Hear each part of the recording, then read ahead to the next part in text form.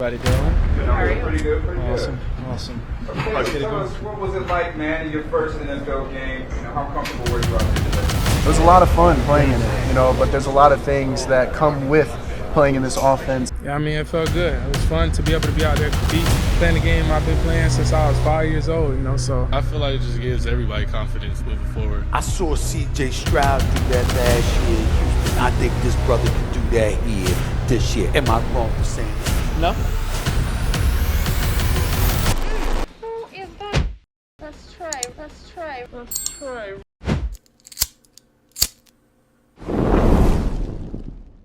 What's going on, y'all? Welcome back to another video. And before we start this video, I'm gonna need y'all to check out my video I did last year reviewing the rookie quarterbacks of last year's draft. In this year's draft, 6 quarterbacks were taken in the first round.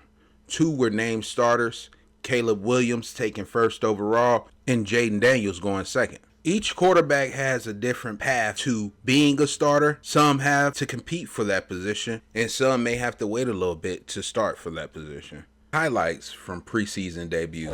Thursday night football, Carolina Panthers versus New England Patriots. Drake Mays taken 3rd overall, completed 2 passes out of 3. Joe Milton taken in the 6th round, 17th pick, throws a touchdown pass. Now this is big for him because I'm sure the coaches are going to look at him a lot more. 4 quarterbacks played this game and only 3 can make the 53-man roster. Friday night, the Atlanta Falcons versus the Miami Dolphins. The 8th overall pick, Michael Pickens Jr. Now, I was a big fan of Michael Pickens when he was in college. I'm sure a lot of football fans are questioning why Atlanta picked up Michael Pickens when they just signed Kirk Cousins. Kirk Cousins is coming off of an injury and most likely will not play the preseason because he's still nursing that injury. If Michael Pickens can play majority of the preseason, I guarantee Michael Pickens will be playing towards the end of the year. So these reps right now that he's taking is super valuable. The much anticipated wait of Caleb Williams. What will Caleb Williams be like? The Chicago Bears versus the Buffalo Bills. What I seen from Caleb,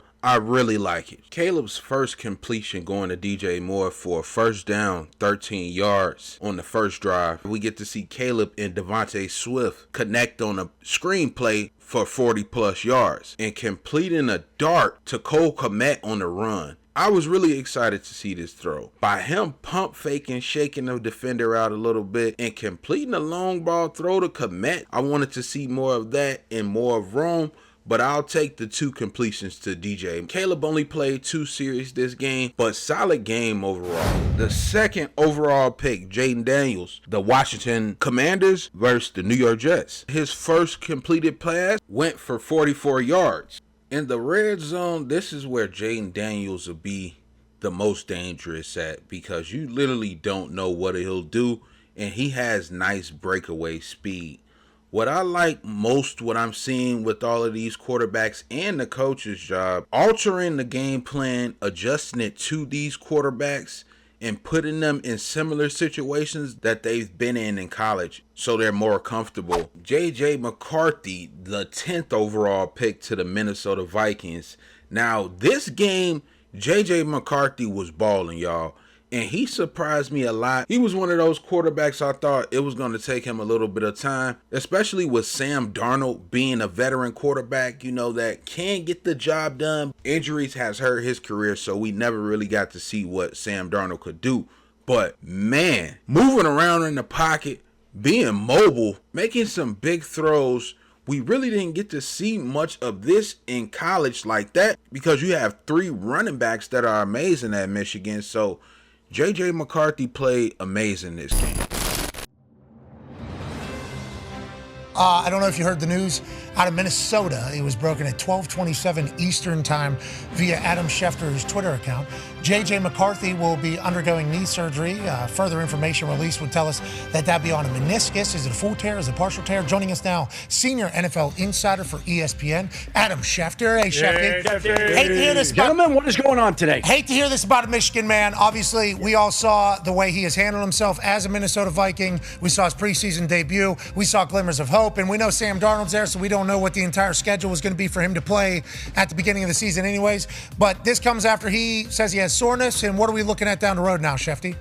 Well, essentially, Pat, they went in, they did an MRI on Monday night, and they found the torn meniscus. And now the question is whether he will need just a trimming of that meniscus or whether he will need a complete repair. There are two very different timelines for each surgery depending on what doctors believe is the best option. So we don't know right now whether he's going to be out multiple weeks or potentially a whole lot longer.